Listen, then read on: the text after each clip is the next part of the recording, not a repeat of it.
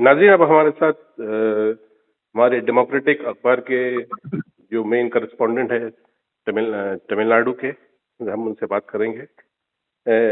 जो नुसरत अली ओन साहब नाम उनका। नुसरत साहब, आपका इस प्रोग्राम में वेलकम करते हैं। जी, अस्सलाम वालेकुम। जी, सलाम। जी जी जी जी मुझे भाई। जी, नुसरत साहब, ये जो आज का इंतखाबात हुए, इलेक्शन हुए हैं, उस पर थोड़ा आप रोशनी डालिए कि जो जिस तरीके से जो स्पेकुलेट किया जा रहा था कि एक नेक टू नेक रहेगा, तो इस पे क्या हकीकत थी और क्या क्या इसमें रियलिटी है, क्योंकि टीवी के जो एक बड़े सुपरस्टार है जो पार्टी को बिलोंग करते हैं और जो अलेक्जेंडर स्टैलिन साहब है, उनका उस पर थोड़ा रोशनी डालिए कि क्या है, क्या रियलिटी थी और क्या एंटी इनकम्बेंसी कितना काम करिए, बताइए। सर, पहली बात तो आपको शायद याद होगा, एक कैंपेन था जो ओबामा ने किया था। ओबामा ने कहा कि चेंज इज इनएविटेबल, तो वो हकीकत है, चेंज इनएविटेबल हो। सियासी दुनिया में कांग्रेस 50 साल 55 साल हुकूमत करने के बाद चेंज आया। इसी तरह हर हुकूमत जो है वो एक ना एक दिन बदल जाएगी। ये इसकी बहुत बड़ी मिसाल है। आज का जो रिजल्ट है तमिलनाडु का, ये इसका सबसे बड़ा मिसाल है। दूसरी बात यह है कि आप यहाँ पर जो है बहुत सी सियासी पार्टियां जो है मुसलमानों को हरा कर वोट लेती है।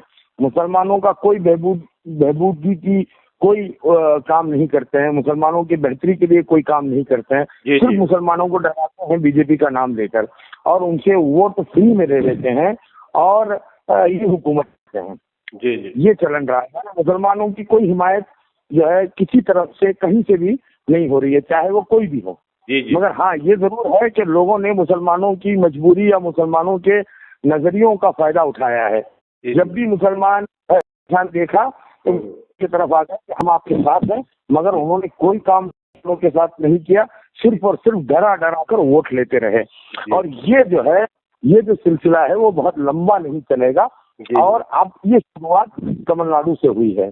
डीएमके जो है मुसलमानों को डरा डरा कर वोट ले रही थी। पिछले इलेक्शन में मुसलमानों की तरफ वजह से जो है डीएमके तकरीबन 50 सीटों को जो है उन्होंने हासिल किया था मुसलमान की वोट की वजह से। मगर उसके बाद में भी जो है इस इलेक्शन में भी 4 बड़े पॉलिटिकल पार्टी मिलाकर सिर्फ 6 सीट दिए, ऐसे सीट दिए जहां पर सिर्फ और सिर्फ हारने के इम्कानात हैं। तो ये कहने का मतलब है कि मुसलमान को इन्होंने कभी जो है वो बढ़ोतरी नहीं दी, मगर विजय ने ये कहा कि मुसलमानों के मैं साथ हूँ और जो मुसलमान के खिलाफ है मैं भी उसके खिलाफ हूँ और मैं इनको जो है पावर में भी हिस्सा दूंगा, उसी तरह मैं इनको रखूंगा जिस तरह मेजॉरिटी होता है।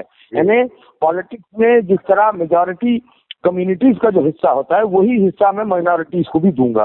और आप मानेंगे नहीं, विजय जो है अभी रमजान के इफ्तार में भी जो है बाकायदा दूसरों की तरह बैठकर सिर्फ जो है वो आश या गंजी पी कर नहीं गया, वो नमाज भी जो है अदा की मुसलमानों के साथ। तो ये सब तमाम चीजें थी, मुसलमानों के दिल उसने जीता। तो उसके बाद जो है वो ये फतेह हासिल हुआ। जी, तो औन साहब, जो अब आज जो रुझानात आए हैं, अभी जो हिंदुस्तान में हम पकड़ देखते हैं, करीबन 21 स्टेटों में बीजेपी की जो है हुकूमत जो है आ चुकी है। तो ये वहां पे बीजेपी का कितना इम्पैक्ट रहा और क्या वजूहात थे कि जो है इस पार्टी जो है जैसा कम्युनल पार्टी वहां पे वजूद में नहीं आई? देखिए, जिस तरह केरला की हालत है बीजेपी की, उसी तरह तमिलनाडु की है। मेरे ख्याल से इंडिया में ये 2 वाहिद स्टेट ऐसे हैं जहां पर बीजेपी अपनी पकड़ बना ही नहीं पा रही है। अभी 28 सीटों पे बीजेपी जो है यहाँ पर जो है इलेक्शन लड़ रही थी, सिर्फ 1 में जीती है। और मेरा ये कहना था, इससे खबर कई टीवियों में हमारी इंटरव्यू पॉलिटिकल एनालिस्ट और डेमोक्रेटिक न्यूज ब्यूरो चीफ होने की वजह से जो हमको टीवी चैनल्स में इंटरव्यू हम दे रहे थे, तब भी हमने यही कहा कि अगर बीजेपी 100 सीटों पे भी खड़ेगी 2 से 3 सीट जीत पाएगी, उससे ज्यादा नहीं जीत पाएगी। उसी तरह जो 28 सीटों पे जो है वो कंटेस्ट करने के बाद सिर्फ 1 सीट पर जीत पाई। उसकी वजह यह है कि यहाँ उनकी कोई पकड़ नहीं है। यहाँ के जो लोग हैं, यहाँ की जो पब्लिक है, वो जरा सा अलग है पूरे हिंदुस्तान में। एक अलग पब्लिक है यहाँ पर। यहाँ के लोग जो है एक अलग नजरिए के हैं, बड़े ही अमन पसंद लोग हैं। यहाँ के लोग जो है वो दिल किसी की बातों में नहीं आ जाते। यहाँ मोहब्बत और भाईचारगी जो है वो कायम है। इसकी वजह से जो है बहुत सी चीजें ऐसी हैं जो यहाँ की एटमॉस्फेयर को या यहाँ के माहौल को जो चीजें सूट नहीं होती हैं उसको यहाँ जगह नहीं मिलती है। जी, तो और एक बात ये है कि जिस तरीके से जैसा एक मुद्दा चल रहा था कि हिंदी को इम्पोज करने की बात की जा रही थी, तो क्या क्या वो भी वजूहात है कि जो है टोटली नकारा गया जो बीजेपी से जो हिंदी पार्टी को? देखिए मैं बता रहा हूँ, हिंदी अपनी नेशनल जबान, ठीक है। अब यहाँ पर हिंदी पढ़ी भी जाती है, पढ़ाई भी जाती है। ये सब नैरेटिव है, इसमें पॉलिटिक्स कुछ नहीं है, ये और सिर्फ नैरेटिव है। ये इन नैरेटिव को पब्लिक समझ चुकी है। देखिए नीट के लिए इन लोगों ने कहा कि नीट हम हटाएंगे, ठीक है, और नीट ये हटा नहीं पाए, और ये नीट हटा नहीं सकते, और लोगों से झूठा वादा किया उन्होंने। उसी तरह कई वादे उन्होंने ऐसे किए जो झूठे निकले, तो पब्लिक समझ गई कि ये हमको सिर्फ डरा के, मिसाल के तौर पर मुसलमानों को बीजेपी से डराते हैं, तो आम लोगों को नीट से डराते हैं कि नीट हम हटाएंगे वरना यहाँ स्टूडेंट मर जा रहे हैं, यहाँ पे स्टूडेंट सुसाइड कर ले रहे हैं, तो हम नीट हटा देंगे। तो कैसे हटाएंगे? ये ऑल इंडिया एग्जामिनेशन है, आप कैसे एग्जामिनेशन को लेंगे? आप ये मुमकिन ही नहीं है। मगर लोगों को जो है झूठे वादे करके जो है वोट लिए, फिर लोगों को पता चला ये सब झूठ था।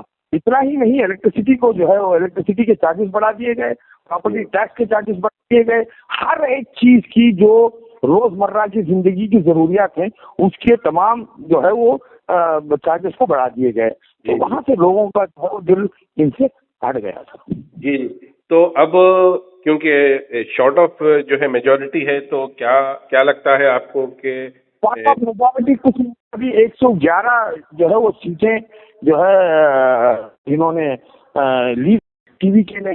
अब इनको सिर्फ जरूरत जो है वो 6 की है, जिसके अंदर जहाँ तक हमारी सोर्सेज हैं, जिससे हमें ये पता चल रहा है कि कांग्रेस जो है वो आगे आ चुकी है, जिसके पास 5 सीटें। तो बस एक की जरूरत पड़ेगी, कोई एक तो आ ही जाएगा वैसे। अच्छा, कोई मुश्किल नहीं है तो बनाने में कोई मुश्किल। तो अब क्योंकि कांग्रेस का रुझान पहले से टीवी के को था कि कांग्रेस के साथ ही जाना है।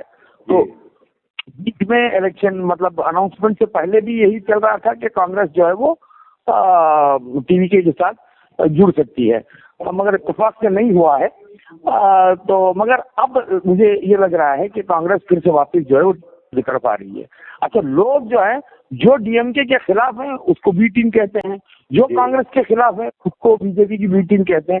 ऐसा कुछ नहीं है यहाँ पर। देखिए ये डेमोक्रेसी है, यहाँ पे कई पार्टीज आते हैं, कई पार्टीज अपना इम्तिहान देते हैं, कई पार्टीज अपने आप को जो है वो मजबूत करना चाहते हैं। इसका मतलब ये नहीं कि तो अगर आप जो है इनके साथ जमा होंगे तभी आप जो है एक के पार्टी हैं, वरना आप जो है वो बी टीम है।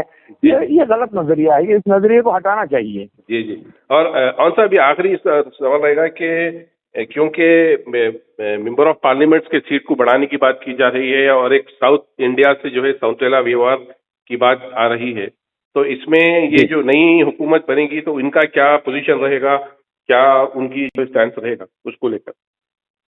देखिए ये विजय की जहाँ तक बात है, मैं ये समझता हूँ कि अभी सेंट्रली जो नेशनल जो पॉलिसीज होंगे उस पर इनका वही स्टैंड रहेगा जो यहाँ की द्रविडियन पार्टीज का रहा है। जैसे डीएमके का या एडीएमके का जो स्टैंड रहा है उसी स्टैंड को ये लेके चलेंगे। मेरा यही समझ मेरे समझ में यही बात आती है। जी जी। तो अंश साहब, हम आपका इस प्रोग्राम में आने के लिए शुक्रिया अदा करते हैं। और भी अपडेट इंशाल्लाह लेते रहेंगे आपसे, क्योंकि अभी और भी हुकूमत बनने तक थोड़ा टाइम रहेगा, तो इंशाल्लाह आपसे हम राब्ते में रहेंगे। शुक्रिया। तो अभी तक जो है मेरे ख्याल से पूरे तमिलनाडु की मीडिया में शायद हम वाहिद एक ऐसे आदमी होंगे जिस प्रेडिक्शन जो है वो पूरी तरह जो है वो जो है अमल में आई है।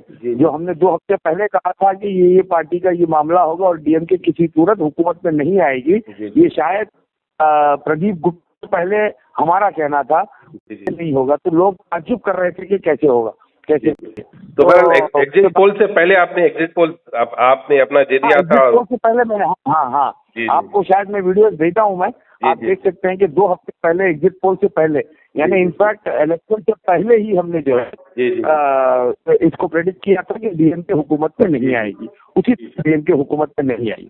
जी जी। तो बहरहाल शुक्रिया आपका, इंशाल्लाह फिर हम आपसे राब्ते में रहेंगे, हम और भी बहुत दार्जिलिंग में शुक्रिया, आपको अपडेट देते रहेंगे। देखने के लिए शुक्रिया। अस्सलाम वालेकुम। शुक्रिया, शुक्रिया मुस्तफा भाई।